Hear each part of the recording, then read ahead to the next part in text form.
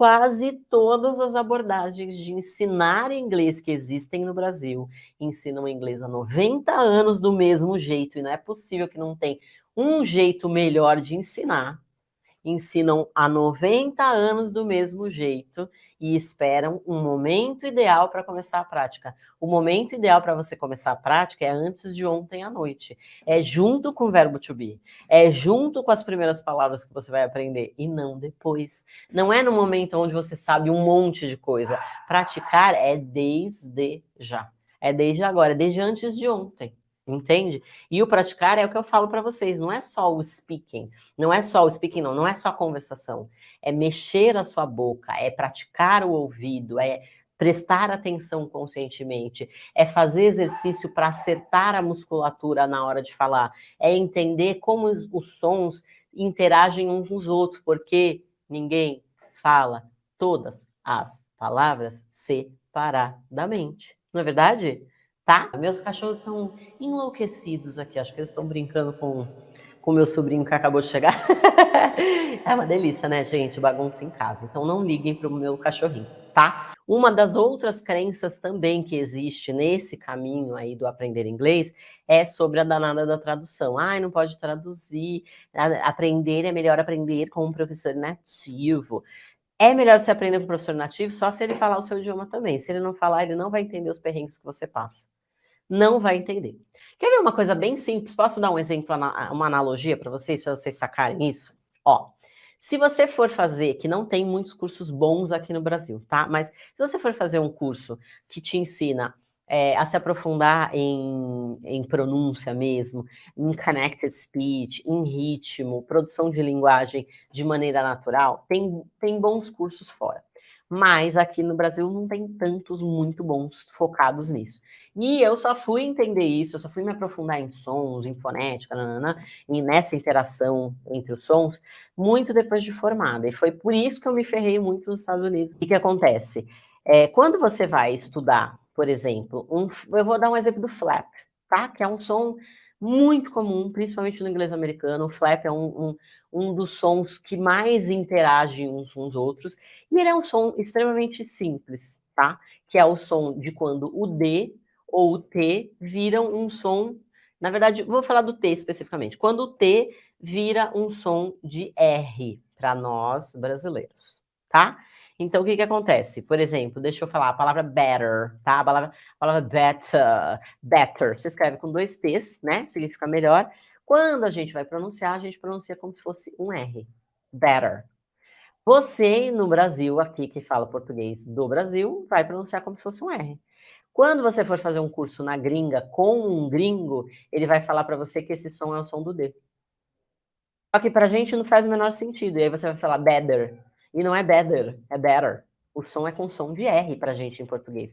Então, por quê? Ah, mas é porque o professor nativo é ruim? Não, porque ele não sabe o seu idioma, então ele não sabe o perrengue que você passa. Ele não sabe qual é a equivalência de som no seu som.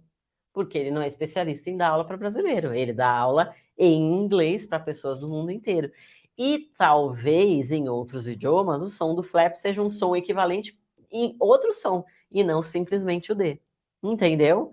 E aí, na grande maioria dos bons cursos mesmo, de fonética, de pronúncia, você precisa aprender o IPA. E o IPA é o International Phonetic Alphabet, que é como se fosse um alfabeto inteiro, cheio de símbolos, que representam sons.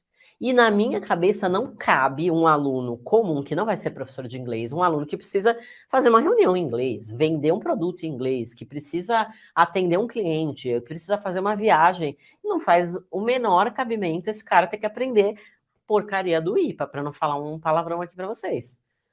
Como que eu preciso aprender um alfabeto inteiro para poder aprender o som se eu posso simplesmente usar um alfabeto que eu já sei? Já tive aula de inglês com uma professora francesa. Já pensou? Por quê? Porque francês é ruim? Não. Porque o inglês dela era ruim? Não, porque ela não entende você. Ela não fala o mesmo idioma que você. Agora, vamos lá. Se você tem um professor nativo que fala português também, ele sabe que você passa perrengue. Ele entende. E isso não sou eu que estou falando, tá? Tem pesquisas neurocientíficas sobre isso que explicam que professores bilíngues, que falam os 2 idiomas, pode ser nativo ou não, tá? Mas que falam os dois idiomas são muito mais eficientes do que professores que falam somente um idioma. Por quê? Porque a tradução, o português, ele vai servir de escala, ele é seu idioma base, entende? E o cérebro aprende por analogia. Então, quando você olha e compara e conecta as histórias, principalmente com o seu idioma mãe, que é o seu idioma afetivo, vai ser muito mais fácil de aprender. Entendeu? Então, esse negócio de ficar demonizando o português, que não pode, nananana. Quando uma pessoa falar um negócio desse para você, você fala para ela, então tá, então traz para mim um academic journal, scientific journal, que me fale que isso que você está falando é verdade. Pede para procurar e pronto. Qual que é a sua fonte? Arial 12? Não, quero que você me traga uma fonte, vai estudar. Porque quem estuda essas coisas de verdade não são as pessoas que estão aí fofocando. Ah, eu vi um dia na internet, deve ser verdade. Ué, eu vi um dia na internet que se a gente pingar limão no olho, o olho fica verde.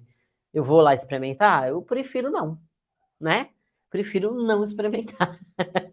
Concordo plenamente. O olhar para o ensino é mais preciso. É óbvio que um profissional do ensino vai poder te indicar muito mais alguma coisa que realmente faz sentido do que o teu vizinho fofoqueiro que está ali falando para você que você tá velho para aprender, que você não pode traduzir, que você blá blá blá. Meu Deus, falar você ainda tenta montar suas frases, organizar seus pensamentos, mas ouvir é difícil, entender o que a pessoa está falando. Andréia, posso te contar por quê, Andreinha, que é difícil de entender? Porque nos cursos tradicionais eles não focam no som, eles não focam nas interações que uma palavra faz com a outra. E eu vou te explicar agora isso rapidamente. Quando você. Vamos imaginar o contrário, tá, Andréia? Você está ensinando inglês para o gringo, aí você vai lá e ensina para o gringo assim. O que você está fazendo? Aí o gringuinho todo lindo. O que você está fazendo? O que você está fazendo? E ele repete bem lindo. Aí chega alguém do lado dele, encosta aqui a mão no ombro dele, assim, e olha pro computador dele e fala assim: "Ks, ksta, ksta. O que você está fazendo? O que é ksta?" Que ele não entendeu o que é ksta. É russo? Que coisa é essa? Né? Por quê? Porque quando a gente vai falar, para dar ritmo à nossa fala, a gente conecta um som com o outro. Então, o que você está vira ksta, certo? É isso que acontece com o som. Então, a gente precisa entender que esse movimento que nós fazemos em português, nós também fazemos em inglês.